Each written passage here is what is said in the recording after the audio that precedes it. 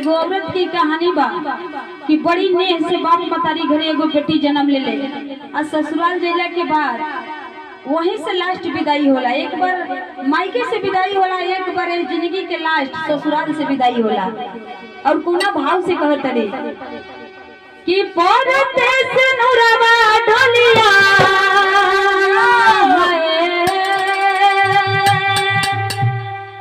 कि परते से नुरवा ढोलिया आ उठे नई हार से आखिरी विदाई होला कि आखिरी विदाई होला आ बोल मुहे के घर से आखिरी विदाई होला बोल मुहे